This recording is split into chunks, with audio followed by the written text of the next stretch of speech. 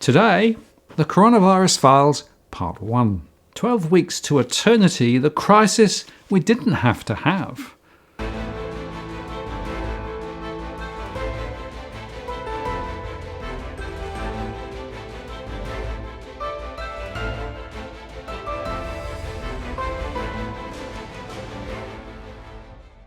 Hello again, it's Martin North from Digital Finance Analytics, working on the latest posts covering finance and property news with a distinctively Australian flavour. And I'm joined again by Salvatore Babones, Associate Professor at the University of Sydney. Hello, good to see you once again. Oh, thanks for having me on the program.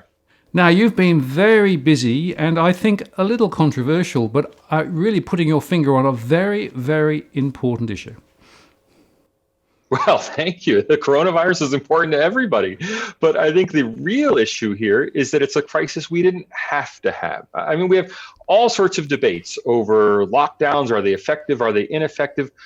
Australia is a remote island country that didn't have to have a lockdown at all. And I think that's shown by the fact that the continuing coronavirus cases we see in Australia are almost all returnees from overseas.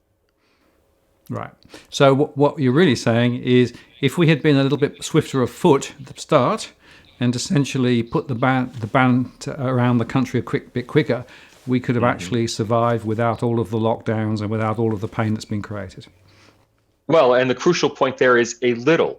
We didn't have to be much quicker. The whole Australia coronavirus crisis unfolded over 12 weeks. The period from December 30th, 2019 to March 20th, 2020, from that Monday to that Friday is exactly 12 weeks from the very first the world heard that there was a mystery pneumonia circulating in Wuhan to the point when Australia completely closed down its borders.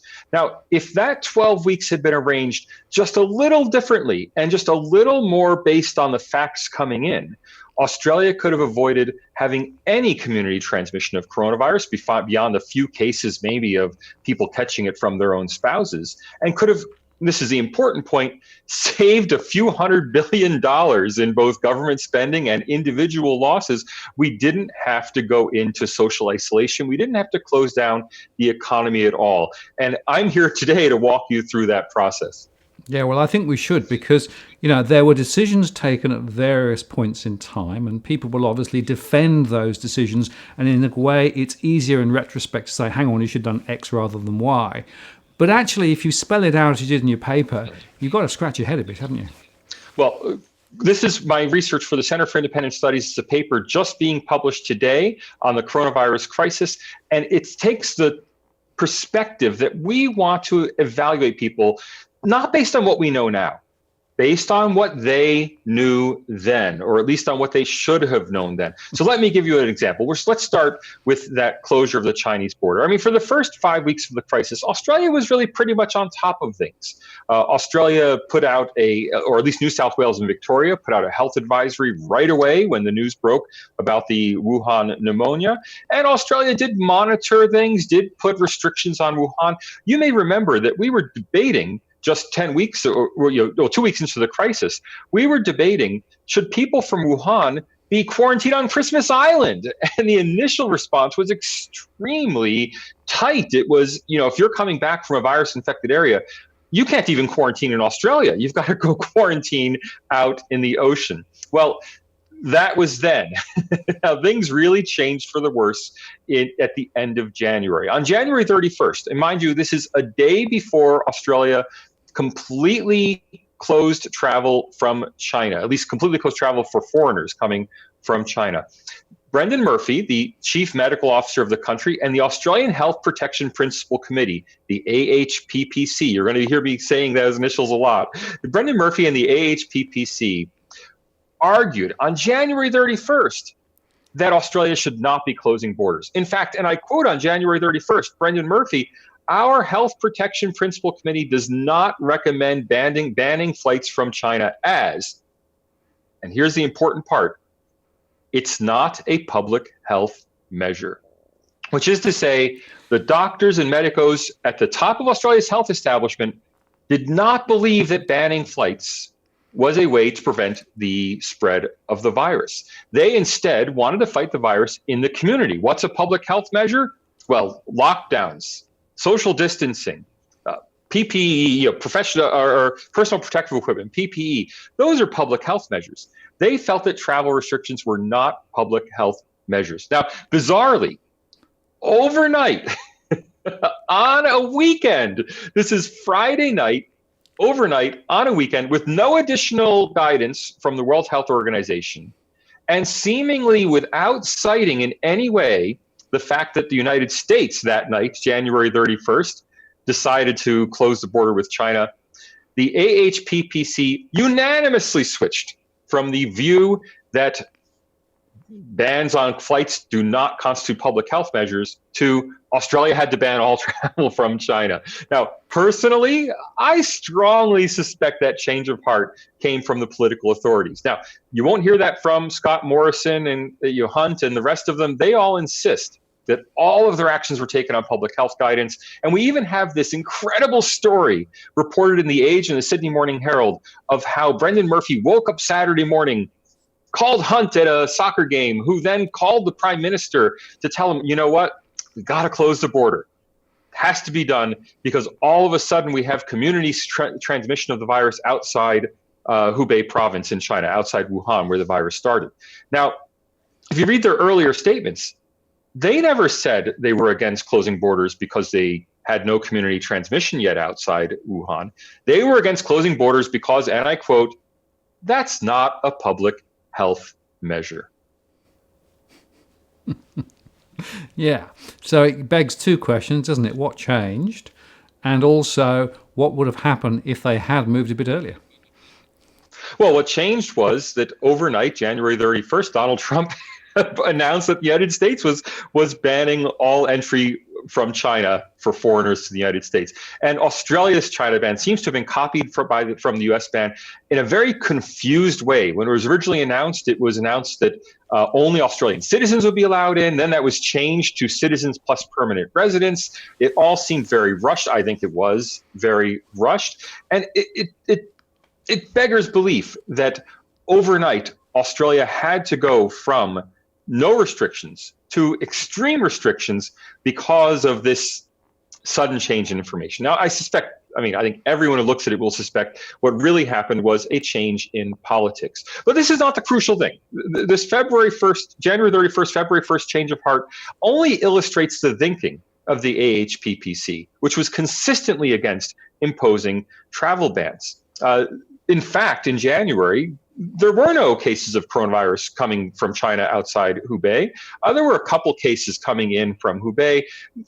Everything was under control. I mean, if that decision on February 1st, taken by the National Security Committee of Cabinet, if that decision to restrict travel from China had then been continued with tightening restrictions over the course of February and March, we would have had no epidemic. Instead, the AHPPC consistently advocated relaxing restrictions on travel. On February 13th and on February 19th, they twice issued guidance saying that international students should be allowed in.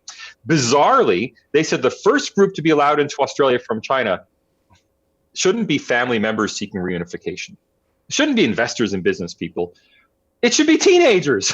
If you remember, in February, Australia allowed its only relaxation of the travel ban was an opening to allow year 11 and 12 students and their guardians to travel from China. Now, I think it's clear that was all about revenue. That is, state school systems in New South Wales and especially in Victoria were dependent on Chinese student revenue. Now, I'm not talking universities. I'm talking state schools, year 11 and 12. In fact, the Victorian education minister was right up there on the podium with Brendan Murphy announcing the relaxation of restrictions for year 11 and 12 students.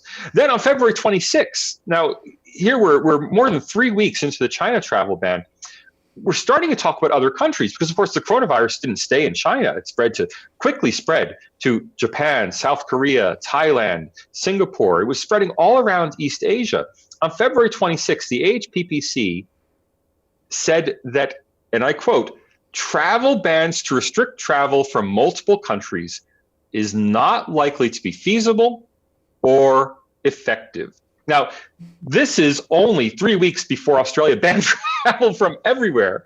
The AHPPC is saying that travel bans from multiple countries are not likely to be effective. 3 days later, they reiterated this position.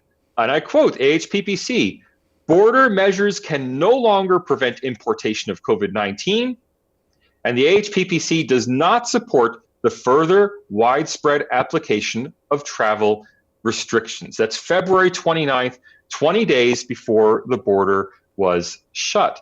Now, they did give a little opening to the government. Remember, the government had publicly stated we will only follow medical advice. So the AHPPC did put in its February 29th statement, preventing entry to Australia for travelers from Iran, however, could be considered. Now, talk about hedging. I mean, it does not support the application of travel restrictions, but the government could consider restrictions from Iran. Of course, the very next day, restrictions from Iran. Right? So the NSC seems to have been pressuring the HPPC. Now, I don't have a actually, I have the smoking gun. I don't have the bullet. Right? So we have lots and lots of circumstantial evidence that, in fact, the National Security Committee was pressuring the HPPC to give it the advice it needed, despite the fact that the HPPC, composed of Professor Brendan Murphy, Australia's chief medical officer, and the chief health officers of the states and territories, the HPPC didn't want travel bans. In fact, they said, again, on February 29th, we are concerned that further travel restrictions may set an unrealistic expectation that such measures were of ongoing value. In other words, they don't think these have any value whatsoever. Now, a few days later, March 4th, again, the question is, should there be travel restrictions, this time on South Korea? The AHPPC says our primary focus should be toward domestic containment and preparedness. Now, at this point, and we got through February okay because we blocked off China. At this point, if we blocked off Iran, blocked off South Korea, crucially blocked off the United States because lots of Australia's infections came from the US, if we'd blocked off Italy, if we'd done all that in a timely manner, in a rolling set of bans, if we'd also implemented airport quarantines. So remember, Australia blocked foreign travel on March 20th. It didn't implement quarantines for another 2 weeks. So you could travel to Australia, if you're an Australian citizen, from a coronavirus infested ski resort in Colorado or from northern Italy, and just be handed a flyer at the airport, please go home and self-isolate. That's it. Our quarantine started later. So even here, we have throughout February, throughout early March, the AHPPC advocating fight it in the community. This at a time when Australia had single digits, double digits of cases, all of them returning travelers. When you paint this picture, I mean, as you started to uncover this, I mean, what were you thinking? Oh, I was flabbergasted because, of course, reading it at the time, you know, you see a news report, you see this, you see that. My own research was focused on Chinese students, so I was very engaged in the debate over lifting restrictions on China. I didn't closely follow, to be honest, the wording, the specific statements coming from the AHPPC about other countries. It was when I went back to piece it all together that I started just being amazed, you know, putting a parallel tally of the number of cases in Australia and the travel restrictions. Had the travel restrictions we ultimately placed on Italy, on South Korea, eventually on the US, had they just come a couple weeks earlier, had the AHPPC been repeatedly advising, we believe travel restrictions can keep the virus out of Australia, instead of repeatedly advising, they're not a public health measure, they are not effective, which has consistently been the advice of the AHPPC. They never reversed that advice. If they had been advising tighter rather than looser restrictions, we could have had the kind of coronavirus epidemic that, you know, a country like Taiwan had, of keeping the virus out almost entirely. It gets worse. On March 18th, you know, March 19th was the day that the National Security Committee decided to suspend all travel effective March 20th for non-Australians and non-residents. On March 18th, they went to the AHPPC for guidance. It was, well, look, we need a statement saying we can restrict travel. Now, we all know at this point, the HPPC was very reluctant to restrict travel. On March 18th, the day before Scott Morrison went on TV to say that he was going to close Australia's borders, the HPPC advised that the government should either impose restrictions on all countries or lift all travel restrictions. They said that, what? I'm serious, go back and read the March 18th statement of the HPPC, it's still on their website. Yeah. They said either one was equally justified, that it made no difference whether we close the borders or open them up entirely and have no restrictions whatsoever. And really what this reveals is who's on the HPPC, a bunch of doctors. What do doctors want to do? They want to cure people.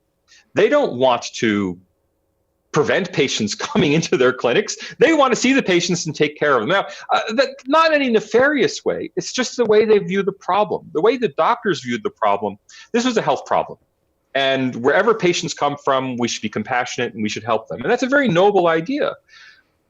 But Australia's policy on coronavirus should have been a border security policy, not a public health policy. I mean, once the virus was in the country and circulating, all right, we needed public health measures. And look, I'm not an epidemiologist.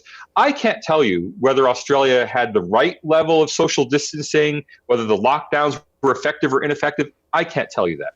But viewing the coronavirus as a national security threat, I can absolutely tell you that had borders been closed a few weeks earlier, and crucially, been closed based on the common sense that anybody who is not a doctor would have recommended, then we would have avoided the crisis.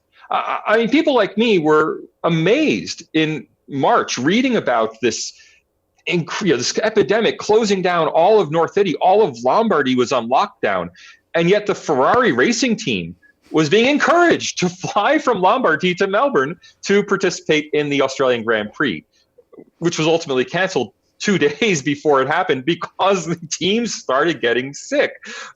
Well, any reasonable person would have said that, you know what, flying racing teams from the height of the coronavirus epidemic into Melbourne is probably not a good idea.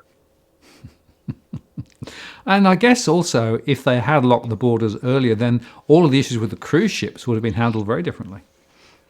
Oh, cruise ships are a whole separate issue. Yeah. We watched throughout the month of March, all of us watched the news of the Diamond Princess, which was moored off Yokohama, full of hundreds of coronavirus patients, because one person had gotten on the ship in Hong Kong. Had gotten on the ship in Shanghai, got off in Hong Kong, and from that one person, 700-something coronavirus infections originated. Now, we were all watching that throughout the month of February. What did Asian countries do? They closed their borders to cruise ships. I mean, pretty much every Asian country said, no more cruising. This is just a bad idea. It's not, no reasonable person would want to take cruise ships at a time when we have the Diamond Princess news, on our in our headlines every day, the case count from the Diamond Princess. What did Australia do? It welcomed additional cruise ship capacity. The Ruby Princess, the ship that infected all of New South Wales. Forget that it should have been properly inspected. Forget about quarantining passengers. It should never have set sail. If Australia had taken the same approach that Asian countries took to closing down the cruise industry, if we'd done that around, let's say, late February, March 1st, after it was abundantly clear that cruise ships were these cauldrons of coronavirus, Australia would have had no infections from cruise ships. It's not a matter of cruise ships bringing the coronavirus into the country. A few did that. It's more a matter that if one infected person gets on a cruise ship, you have several hundred cases resulting. The whole industry should have been shut down, as it was in Asia. Yeah. So I guess an interesting question which comes out of this, and the history will tell the story, but where does accountability actually lie for all this then? Well, that's a question for you Australians. As you can hear from my accent, I'm not Australian. I'm just a friendly, friendly voice here in the country. I love living here. I pay my taxes, but it's not my country. You guys should be holding people accountable. And I think there's been a reluctance to condemn public health officials because everyone wants to push the message that we should all trust public health advice. I mean, look, it's not just Australia. Google, if you look at any video or any website related to coronavirus, they always have that message up, oh, trust public health officials, go to your official public health site. And I'm not saying that people shouldn't trust public health officials, but I think they should also be a bit skeptical. I mean, let's not forget that Britain's own Dr. Lockdown, it turned out, had his pants down throughout the lockdown and he had coronavirus. He wasn't just, it's not like okay, people make mistakes. He had coronavirus, and yet he was living a double life, seeing his mistress potentially spreading coronavirus to multiple families. I mean, that needs to be called out. Now, there's been nothing like that, as far as I know, in Australia, but still bad advice is bad advice. Brendan Murphy and the AHPPC consistently advised against closing borders. Now, there's a Senate committee investigating coronavirus. I heard Brendan Murphy speak to that committee. Senator Patterson asked him specifically about border closures. And Brendan Murphy not only emphasized the government's strong, aggressive action in closing borders, he actually said that the United States must wish that it closed its border on February 1st like Australia did. Now, he knows very well that the United States closed its border before Australia did. And I'm pretty sure that, in fact, that closure was prompted by news from the United States. So pretending to be